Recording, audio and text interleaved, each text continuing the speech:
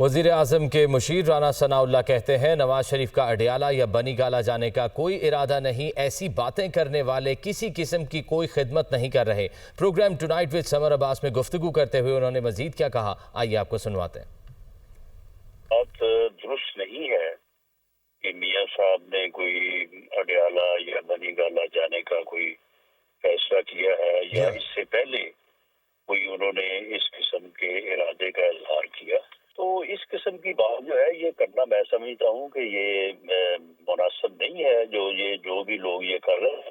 دیکھیں جی، یہ فی الحال تو جو علی امین گنڈا پور صاحب کے خلاف جو عدم اعتماد کی تحریک کی بات ہوئی ہے نا، یہ تو ان کی سپورٹ ہوئی ہے، کیونکہ ان کی پارٹی میں ان کے خلاف بات چل رہی تھی کہ ان کو ہٹانا ہے، اور اس شور میں جو ہے نا وہ بات دب گئی ہے۔ تو یہ تو میرا خیال ہے کہ یہ علی امین گنڈا پور صاحب نے مل کے یہ ڈرامہ کیا ہے۔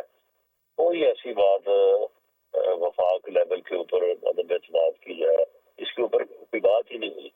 گورنر صاحب جس دن ملے ہیں میں وہاں پہ موجود تھا، ایمن ولی صاحب ملے ہیں وہاں پہ موجود تھا، عدم اعتماد کی کوئی بات ہی نہیں ہوئی وہاں، اچھا لفظ نہیں کسی نے کہا۔